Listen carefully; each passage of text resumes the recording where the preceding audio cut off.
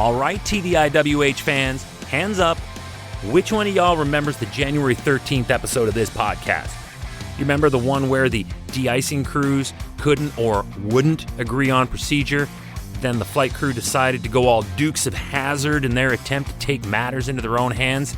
Yeah, how'd that end up? Hi, I'm Chris May, writer, producer, and host of This Day in Weather History from the Weather Network in Canada. Today is another tragedy that should have been prevented. Yes, another event where negligence led to disaster. This day in weather history. Forgive my dripping wet sarcasm as I spit through my teeth the details of this story, but it just boggles my mind how dumb humans can be sometimes. Listen to this. On March 5th of 1993, Macedonian Airlines Flight 301 was scheduled to go from Macedonia to Switzerland.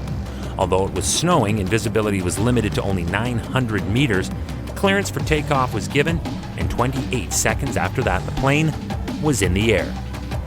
Barely. This was as good as this flight would get. Only 2 seconds after takeoff, the aircraft started to shake violently. The plane rose to approximately 50 feet. It was barely off the ground when it rolled aggressively to the left and then to the right. The flight crew were working feverishly to try to correct the altitude of the aircraft. That is when the, quote, sink rate alarm went off, because they were essentially skimming the ground as it was. When they rolled to the right one last time, the plane's wing struck the end of the runway at a 90-degree angle. Think again about the haunting images of that Air Florida Flight 90 when it crashed into that suspension bridge. It looked like a giant letter X over on its side. Macedonian Airlines Flight 301 effectively looked like the same, but by striking the ground at that speed and angle that it did, this passenger airliner jet literally cartwheeled along the earth before it crashed into the ground and burst into flames. The aircraft's fuselage, the main body of the aircraft, was broken into 3 pieces.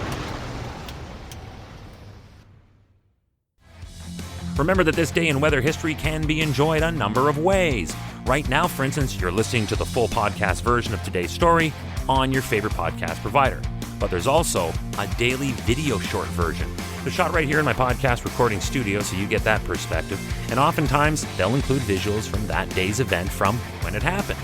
So after listening to the full story, go check out the podcast video short on television or online at theweathernetwork.com/weather history. Then the miracles started happening. For some reason, there was a United Nations peacekeeper who happened to have seen this take place and was the first person to report the crash. He went immediately to the crash site and rescued 7 survivors from the scene on his own. Then, as the events unfolded, more survivors were rescued from the crash. Of the total 79 passengers and 4 crew members who were on board Macedonian Airlines Flight 301, 14 survived. 13 of them were passengers, along with 1 flight attendant. So, bet you're all wondering, what happened? An investigation board's official ruling on cause of accident was, quote, due to contamination of the wings with ice, end quote. Sound familiar already? Then how about this? The procedures that were in place to monitor ice on the wings were not followed. This is exactly what happened on January 13th of 1982 when, under a ground service agreement with Air Florida, there were rules for de-icing, but as it was found out, the American Airlines employees did not comply with those rules. In this story, like with Air Florida, an investigation of this crash showed that only the right wing received a comprehensive inspection for ice. They found that the aircraft was exposed to 1 hour and 15 minutes worth of precipitation, which likely froze to the wings. And now it gets even more ridiculous. Forgive me, I'm not making this up. Although the wings were inspected before takeoff, the aircraft's height only allowed tall people to inspect everything properly. You heard me right.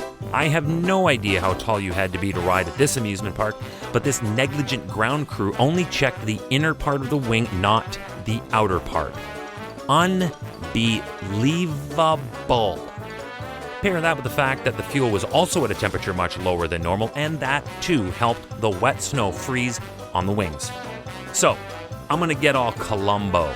on you here. You mean to tell me that cold gas allowed snow to freeze on the same wings that were checked by people not tall enough to see the top of the wing to see that it required de-icing, and that passed inspection, allowing the plane to take off? I give up. Tomorrow is March 6th. Now, we've all heard and likely watched on October 22nd back in 2012 when Hurricane Sandy became one of the worst storms to hit New Jersey. I actually did an episode of This Day in Weather History dedicated to that storm. Go back and listen. It was a two-parter back in October. But have you ever heard of the Ash Wednesday storm? Believe it or not, it still stands as the worst storm to hit New Jersey when it did it back in 1962. And that's what I'm going to feature this time on This Day in Weather History with me, your host, Chris May.